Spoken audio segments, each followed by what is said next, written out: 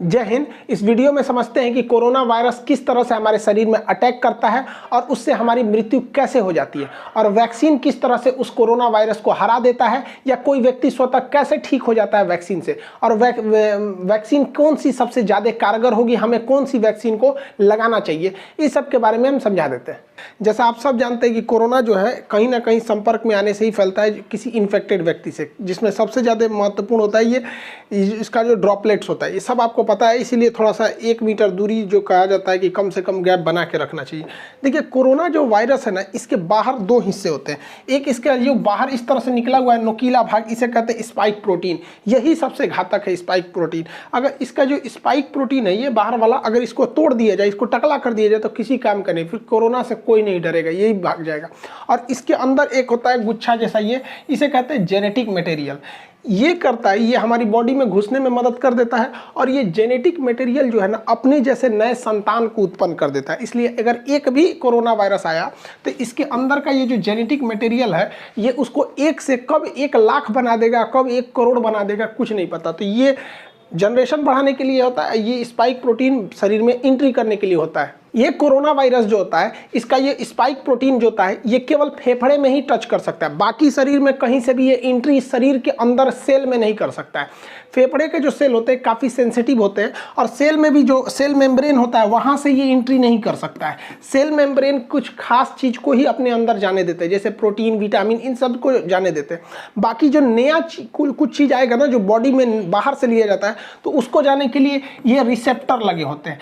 Corona virus का ये spike protein इसी रिसेप्टर पर चिपक जाता है, और इसी के माध्यम से अंदर चला जाता है, और अंदर जाके अपना जेनेटिक इन्फॉर्मेशन दे देता है। और ये फेफड़े में ही जाता है, क्योंकि फेफड़े के जो लंग्स के जो टिश्यूज होते हैं, जो उसके सेल होते हैं, वो काफ़ी सेंसिटिव होते हैं।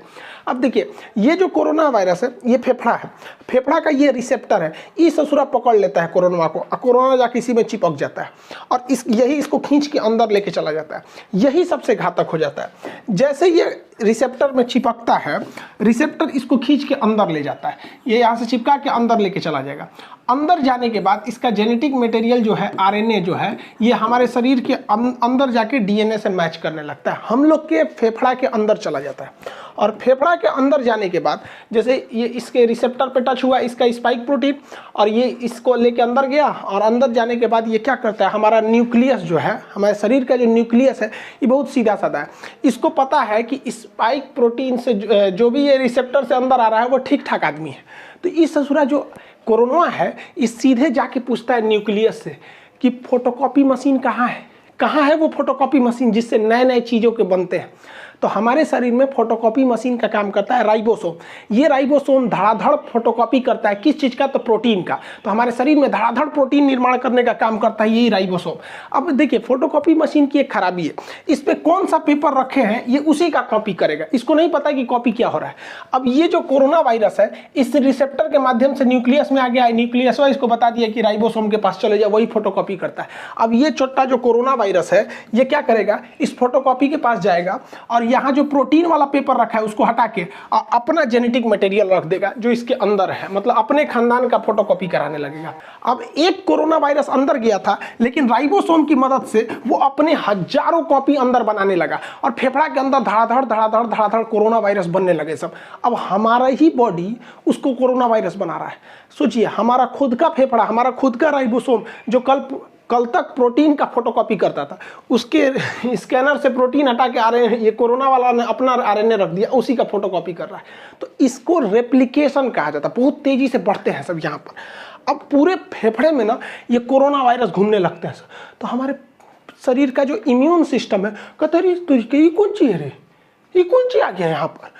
पूरा इम्यून सिस्टम कंफ्यूजन में हो जाता है, उसको पता नहीं चलता है कि है कौन, लेकिन ये समझ जाता है कि ठीक आदमी नहीं है, इसको मारना चाहिए। तो हमारे शरीर का जो इम्यून सिस्टम है, ये इसको लगता है मारने, धड़ धड़ धड़ धड़ धड़ मार काट करता है। तो हमारे शरीर को पता ही नहीं चल रहा, हम लोग ऐसे घूम रहे हैं आराम से, हम लोग के फेफड़ा में मार धाड़ चल रहा है, हमारा एंटीबॉडी जो है, ये हमारा इम्यून सिस्टम धड़ धड़ मार रहा है इसको। तो हम लोग को बुखार आना चालू हो जाता है, क्योंकि हमारे शरीर का ये डिफेंस मैकेनिज्म है कि जब भी अंदर मार धाड़ चलती है तो बुखार हो जाता है, ताकि वो टेम्परेचर से कोई कोई नए नए छोटे मोटे वायरस वगैरह ऐसे मर जाए, लेकिन ये ससुरा मरता नहीं है यहाँ पे, अरे मारे जा रहा है, मर ही नहीं रहा है यहाँ पे। तो न्यूक्लियस कहता है कि रे आप बकलोलवा, वो मारने से नहीं मरेगा, यहाँ फोटोकॉपी होके उधड़ाधड़ निकल रहा है, इसकी कमी ही नहीं कर सकते तुम मार के। तो ये कहता है कि भैया तो हम कौन सी करें। तो न्यूक्लियस इसको बताता है हमारे इम्यून सिस्टम को कि एक काम करो, तुम एंटीबॉडी बनाओ, क्योंकि इसको घुसने से रोको, क्योंकि अगर ये घुस जाएगा ना, एगो तो घुस के अपना फोटोकॉपी बना ही रहा है, इसको घुसने से रोको। तो ये कहता है कि क्या करे, यही रिसेप्टरवा नोच देगा।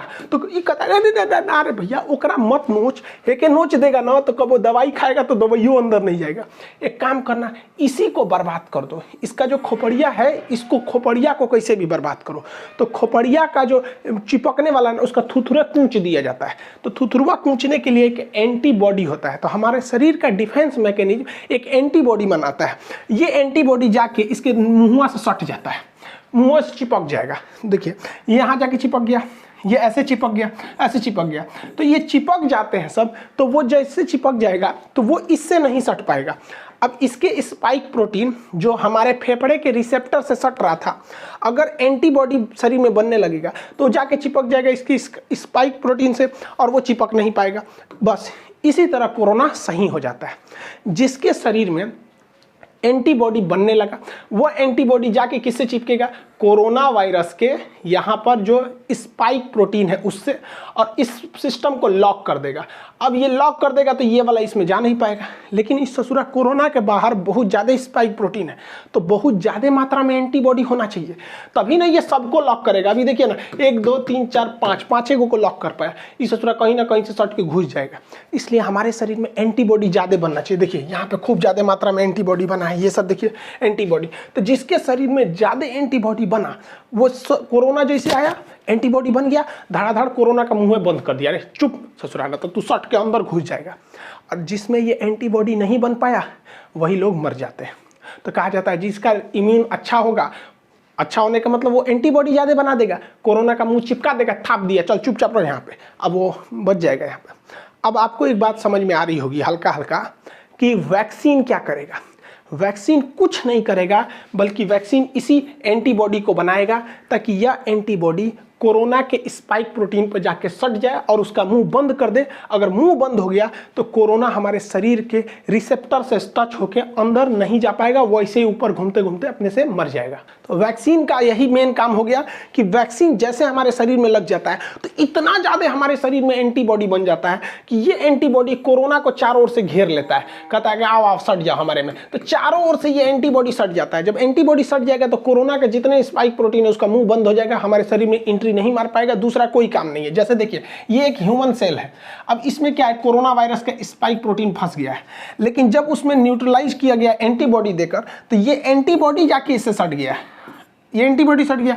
अब ये इससे डायरेक्ट टच में नहीं आ सकता है, तो हमें कोरोना नहीं होगा। यही काम होता है हमारे वैक्सीन का। अब इसमें इतना टाइम क्यों लग गया, तो देखिए वैक्सीन बनाने में सबसे बड़ा था कि इसके अंदर का जेनेटिक मटेरियल जो फोटोकॉपी कर रहा था वो क्या है पता करने के लिए। तो बाद में पता चला कि वो आरएनए है। देखिए हमारे शरीर में डीएनए होता है, डाईऑक्सीराइबोज न्यूक्लिक। डीएनए जो होता है वो 2 धागा का बना होता है यहाँ पर देखिए, और आरएनए जो होता है वो केवल सिंगल हेलिक्स होता है, सिंगल धागा का बना होता है आरएनए। तो जितने वायरस होते हैं वो आरएनए होते हैं, ज्यादातर वायरस आरएनए। अब आरएनए को बनने में ज्यादा टाइम नहीं लगता है, खटाखट आरएनए बनता है, जबकि डीएनए बनने में टाइम लगता है। तो वायरस जो है बड़ा जल्दी जल्दी बनने लगते हैं सब यहाँ पे। तो वैज्ञानिकों ने इसी आरएनए को पकड़ के निकाला, इसलिए जितना वैक्सीन है सब वैक्सीन को आरएनए वैक्सीन, एमआरएनए वैक्सीन कहा जाता है। तो इस कोरोना का जो आरएनए है उसे वैज्ञानिकों ने निकाल लिया। अब देखिए हम लोग में तो डीएनए पाया जाता है, तो डीएनए नहीं है, देखिए डीएनए आरएनए में अंतर नहीं, एक उखाड़ दीजिए इसका तो क्या बन जाता है, आरएनए बन जाता है। तो डीएनए से आरएनए बनाया जा सकता है, उखाड़ के नोच लीजिए बस क्या बन जाएगा, आरएनए बन जाएगा। तो वैज्ञानिकों को कोरोना वायरस का आरएनए मिल गया। तो कोरोना कैसा वायरस है, एक आरएनए वायरस है, बस हमको ये मिल गया। अब वैज्ञानिकों ने क्या किया, इस आरएनए वायरस को केमिकल से कमजोर करके इसका नकल कर लिया, और इसे नकल करके जैसा इसके अंदर आरएनए था वैसे ही आरएनए को इंजेक्शन से हमारे बॉडी के अंदर भर दिया। और जैसे बॉडी के अंदर भरा तो बॉडी के अंदर क्या पहुंच गए सब, ये कोरोना वायरस। बट ये ओरिजिनल तो है नहीं, ये तो लैब में इन्होंने आरएनए से बनाया है, ओरिजिनल नहीं है। अब बताइए, ये ओरिजिनल नहीं है लेकिन दिखने में तो उसी के जैसा है, और जब दिखने में वैसा ही है तो शरीर के अंदर जाएगा तो शरीर के अंदर से एंटीबॉडी बनने लगेंगी ज़्यादा ज़्यादा, और इन दवाओं में एंटीबॉडी को बढ़ाने के लिए केमिकल मिला दिया जाता है, तो ज़्यादा से ज़्यादा एंटीबॉडी बनने लगेगी। तो जब कभी हमें वैक्सीन लगा दिया जाता है तो यह वैक्सीन एंटीबॉडी का निर्माण बहुत जोर से करने लगती है और हमारे शरीर में खूब ज़्यादा एंटीबॉडी हो जाता है, जो कि नकली कोरोना वायरस को देखकर बना होता है। और इसी बीच में ना वो पूरे उस कोरोना वायरस को घेर लेते हैं, हमारे शरीर में पूरा का पूरा एंटीबॉडी हो गया। और जब कभी भी ओरिजिनल कोरोना आता है तो हमारे एंटीबॉडी घेर लेते हैं कोरोना का, चाचा आ गए, चाचा आ गए, चाचा को घेर लो, चाचा को घेर लो, पूरा घेर लेते हैं चाचा को, और चाचा का थूथूर चिपका देता है, लो चुपचाप सट गया यहाँ पे, तो सटा लेते हैं सब। अब कोरोना तो कुछ कर नहीं पाएगा क्योंकि वो डायरेक्ट सेल मेम्ब्रेन में नहीं घुस सकता है, क्योंकि सेल मेम्ब्रेन सेमी परमेबल होता है। बायोलॉजी के बैच में पढ़ा दिए थे, सेमी परमेबल का मतलब होता है अर्धपारगम, मतलब किसी खास चीज़ को जाने देगा और कुछ खास चीज़ को ही आने देगा, उस खास चीज़ में कोरोना शामिल नहीं है। इसलिए कोरोना जब भी जाएगा तो रिसेप्टर से जाएगा, और ये एंटीबॉडी जाके कोरोना के स्पाइक प्रोटीन का मुंह चिपका दिया, रिसेप्टर से सटेगा नहीं। यही एक सिंपल फंडा होता है वैक्सीन का, ये वैक्सीन यही काम करते हैं सब। अब दुनिया के कई तरह के वैक्सीन है, जिसमें फाइजर जो है वैक्सीन, इस ससुरा अमेरिका का है, इसको -70 डिग्री पे रखना है, ये भारत में पॉसिबल ही नहीं है। हालांकि इसके साइड इफेक्ट ज़्यादा देखे गए। रूस का स्पुतनिक वैक्सीन है, और यूएनओ ने बनाया है गरीब देशों के लिए, अफ्रीका के लिए, जिसमें भारत की भी योगदान है, नोवावैक्स ये वैक्सीन है। ऑक्सफोर्ड यूनिवर्सिटी और एस्ट्राजेनिका ने मिलकर जो वैक्सीन बनाया है उसे भारत में नाम दिया गया कोविशील्ड। ये वैक्सीन भारत में बनी नहीं है, इसका प्रोडक्शन होगा serum institute of India Pune में, जिसके सीईओ हैं आदार पूनावाला। तो ये वैक्सीन है, जितनी वैक्सीन है ये सारी की सारी वैक्सीनें mRNA पर डिपेंड है, यानी आरएनए वैक्सीन है। मतलब कोरोना का कॉपी करे हमारे बॉडी में घुसा दो, उसको देखा देखी जब वो बनने लगेंगे एंटीबॉडी, तो उस एंटीबॉडी की मात्रा बढ़ा दो, और जब ओरिजिनल कोरोना आएगा तो उसका थुथुर चाप देंगे सभी, सब इसी पर काम करता है। लेकिन भारत का वैक्सीन इस पर काम नहीं करता है। भारत का वैक्सीन जो है भारत बायोटेक ने बनाए से, भारत बायोटेक ने, इसका नाम है कोवैक्सीन। ये अलग ही कंसेप्ट है। कोवैक्सीन में क्या किया गया है कि कोरोना वायरस को ही कमजोर करके उसको थूर कूच के हमारे शरीर में भर दिया गया है। अब बताओ, उससे थोड़ा थुरा कूचा गया है, इसका जेनेटिक मटेरियल को खूब अच्छा से कूच काच दीजिए और कूच काच के हमारे शरीर में भर दीजिए, और शरीर में जैसे भरेंगे तो जाएगा अंदर, न्यूक्लियस से कहेगा हमारा फोटोकॉपी बनाओ, ये बेचारा अपने कूचा गया है, एक फोटोकॉपियो निकलेगा तो ऊंचाई निकलेगा, तो हमारे शरीर के एंटीबॉडी आके छाप लेगा सब, इसको कहेगा मारो मारो मारो मारो मारो। अब भाई हमारे एंटीबॉडी इस कमजोर कोरोना को खूब अच्छा से मार देगा। यही वजह है कि शुरुआत में जब वैक्सीन लिया जा रहा है ना, तो कुछ कुछ लोगों को हल्का फीवर आ जा रहा है, क्योंकि वो तो ओरिजिनल लड़ाई चालू है, लेकिन वैक्सीन के थ्रू बहुत ही कमजोर वायरस डाल दिया है भारत, बहु ओरिजिनल वायरस, लेकिन वो इतना कमजोर है कि वो उसका बच्चा भी कमजोर पैदा हो रहा है। तो हमारे शरीर का एंटीबॉडी उससे खेल खेल के सीख ले रहा है, और इसी बीच जब ओरिजिनल वायरस आ रहा है तो उसको भी मार के कूच दे रहे हैं। जा ससुरा, भारत वाला शुरू से जुगाड़ पर डिपेंड है। अब हैंड सैनिटाइजर क्या करता है, देखिए भाई सैनिटाइजर का काम क्या होता है। सैनिटाइजर जब हम मारते हैं ना, तो ये कोरोना वायरस का जो बाहरी खोल है ना, जिस खोल के ऊपर ये स्पाइक प्रोटीन है, तो ये जो होता है ये सैनिटाइजर इस स्पाइक प्रोटीन को कुछ नहीं करता है, बल्कि जिसके ऊपर इसका खोल है ना, ये खोपड़िए फाड़ देता है, उसको टकला कर देता है, इस तरह से खोखला करके टकला कर देगा, इसका पूरा का पूरा ऊपर का खोपड़िए झाड़ के टकला हो जाएगा। इस ससुरा सैनिटाइजरवा जो है ना, ये तो वैक्सीनवा का बाप है। वैक्सीनवा तो खाली उसका ठोड़वे बंद कर रहा था, ये मारा पूरा टकले कर देता है उसको, अब उसका पूरा आरएनए बाहर निकल जाता है, तो कोरोना रोने लगता है, ओ माय गॉड मेरा आरएनए चल गया, अब क्या करेंगे आप। तो आप कहेंगे कि सैनिटाइजर वे काहे नहीं पी लेते हैं लोग, सोचा सैनिटाइजरवा ज़्यादा पी लेंगे लोग ना तो फेफड़वा में, तो हम लोग के सोचा रिसेप्टरवा जो है ना फेफड़ा का, एकरो नोच देगा, बस दिक्कत हो जाएगा, हम लोग भी मर जाएंगे लोग यहाँ पे। इसलिए सैनिटाइजर जो है वो केवल बाहर के काम में आता है, वो कोरोना वायरस के बाहरी लेयर को फाड़ देता है। दुनिया में बहुत सारे वैक्सीन है, जिसमें एक ये जितने वैक्सीन है ये आरएनए वैक्सीन है सब, जबकि भारत का जो वैक्सीन है भारत बायोटेक द्वारा, ये तो ओरिजिनल वायरस का ही वैक्सीन है। अब इसमें से सबसे अच्छा कौन है, तो देखिए सारे वैक्सीन अच्छे हैं, डिपेंड करता है किसको कहाँ के ट्रायल पर किया गया है, किसी को अमेरिका में, किसी को इंडिया में, सारे के सारे वैक्सीन एक जैसे हैं, कोई खराब नहीं है। जैसे हम आपसे कहते हैं कि कौन सा साबुन नहाने के लिए अच्छा है, तो भैया आप लाइफ बॉय से नहाओ, चाहे डिटॉल से नहाओ, चाहे पियर से नहाओ, कोई फर्क नहीं पड़ता है, नहा के आप वैसे ही निकलेंगे। जैसे हमारे जैसे आप घड़ी साबुन से नहा लीजिए, कोई फर्क नहीं पड़ता। अब जैसे हम लोग हैं भैंस जैसे हम लोग का चमड़ा है तो उस पर लक्स वगैरह सुनता ही नहीं है, तो घड़ी साबुन ये सब से नहा लीजिए, कोई फर्क नहीं पड़ता, सब एक जैसा है, कोई दिक्कत नहीं आएगा। वैक्सीन जो है वो 60 से 90% तक ही वो कारगर है। लेकिन फ़ायदा क्या होगा? ऐसा नहीं है कि जिसे वैक्सीन लग गया उसे कोरोना नहीं होगा, होगा, उसको भी हो सकता है, बहुत कम चांस है। और अगर होगा भी ना तो वो घर पे ही ठीक हो जाएगा, मरेगा नहीं वो। सबसे बड़ा फ़ायदा यही है वैक्सीन का, उसे दोबारा कोरोना हो जाएगा बट मरेगा नहीं। तो इससे अच्छा क्या चाहिए? बीमारी हो जाए, खांसी सर्दी हो के ठीक हो जाए, मरिए जा रहा है सोचो, इसमें ना दिक्कत हो जाता है, डेथ नहीं होगा। कोरोना वैक्सीन की 2 डोजेज लगाई जाएंगी। एक डोज से दूसरे डोज के बीच में 28 से 42 दिन का गैप रखा जाएगा। एक डोज मान के चलिए आप 1 तारीख को ले लिए, तो फिर 28 से 40 दिन के बीच में कभी भी एक डोज ले लीजिए, ताकि आपके बॉडी में 2 बार कोरोना वायरस को इंजेक्ट कराया जा सके वैक्सीन के माध्यम से, जिससे कि आपकी एंटीबॉडी रेडी हो सके, लड़ने के लिए तैयार रह सके। अब देखिए, एक रिसर्च करना ये है कि ऐसा माना जा रहा है कि अगर किसी व्यक्ति को पहला डोज अगर फाइजर का लगा दिया जाए और दूसरा डोज कोविशील्ड का लगा दिया जाए तो ये ज़्यादा असरदार होगा।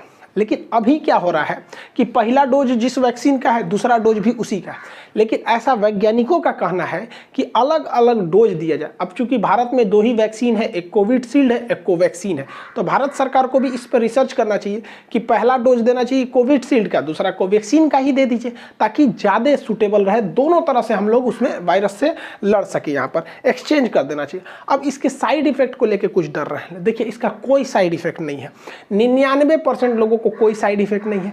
कुछ लोगों को हो रहा है हल्का बुखार, तो आपको बता ही दिए, क्योंकि जैसे वैक्सीन जाएगा मारधाड़ चालू होगा, हल्का बुखार होगा, पैरासीटामोल खा लीजिए, नॉर्मल 1 रुपये का कम बिफलान या फिर कालपोल वगैरह कुछ भी खा लीजिए, नॉर्मल सही हो जाएंगे। यहाँ पर इससे ज़्यादा कुछ नहीं होगा। थोड़ा बहुत आपको, कुछ लोग को सर दर्द की शिकायत मिली गई है, करोड़ों में 1-2 ठो को। अरे यार, तो जो सर दर्द और बुखार नहीं झेल सकता है ससुरा, तो नहीं तो तू जी कह रहा है ससुरा, ओकरा से डर रहा है। यहाँ पे कोरोना से नहीं डर रहा है, डर रहा है कि वैक्सीन लगाएंगे तो बुखार हो। अब कुछ लोग का इसी में अफवाह उड़ा दिया कि वैक्सीन लगाने से मर जाएगा। भाई देखो, किसी को कोरोना वायरस हो गया है, अब वो आज ही इन्फेक्टेड हुआ है तो उसको लक्षण तो आज नहीं दिखेगा, और आज ही अगर जाके वो वैक्सीन लगा ले और 1 हफ्ता बाद, वैक्सीन तुरंत तो काम नहीं करेगा 1 ही डोज पे, और 1 हफ्ता बाद वो कोरोना से मर जाएगा, तो लोग उसे ये नहीं कहेंगे कि कोरोना से मरा है, लोग अफवाह उड़ा देंगे, सोच रहा है कि वो वैक्सीने से मरा है। ऐसा कोई नहीं है।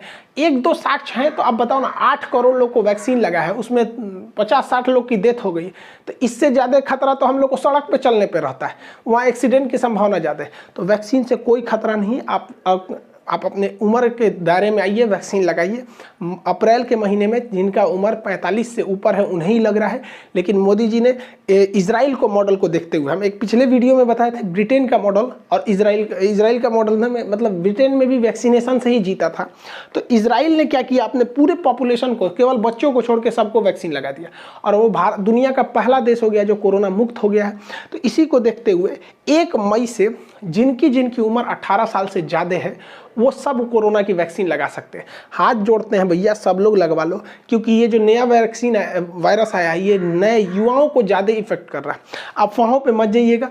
कुछ लोग का अफवाह ये है कि सरकार ना क्या कर रही है, गरीबों को मारने के लिए वैक्सीन दे रही है। अरे यार, तो कौन नशा करके रहता है, सब सब है नहीं। एक हमसे कह रहा है कि सरकार ये वैक्सीन लगाएंगे तो हमारा किडनी खराब हो जाएगा, कोई कह रहा है नपुंसक हो जाएंगे, कोनो कह रहा है 2 साल बाद मर जाएंगे। अरे यार, ऐसे लोग को पता नहीं कैसे सरकार झेलती है। ऐसे लोग को, सचरों को जेल में डाल देना चाहिए अफवाह फैलाने वालों को। कोई भी वैक्सीन से कोई दिक्कत नहीं होता है। मेरे पापा वैक्सीन लगाए, उनको शुगर है, उन्हें कोई प्रॉब्लम नहीं हुआ।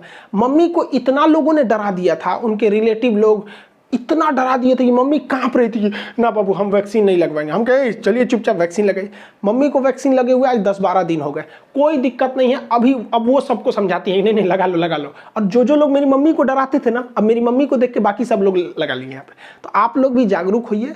ऐसे लोग जो हैं, जो जिंदगी में कुछ नहीं कर सके, वैक्सीन कहते हैं वैक्सीन मत लो। अजीब हाल है ससुरा सब यहाँ पे। एक मौलाना साहब हमसे आके कह रहे थे कि वैक्सीन सब गलत है यहाँ पे। हम कहा हाँ, आप वैक्सीन मत लीजिए, आप सिला जीत लीजिए, आपके लायक यही है। आई होप आप वैक्सीनेशन और इसके कैसे काम करता है इसको समझे होंगे।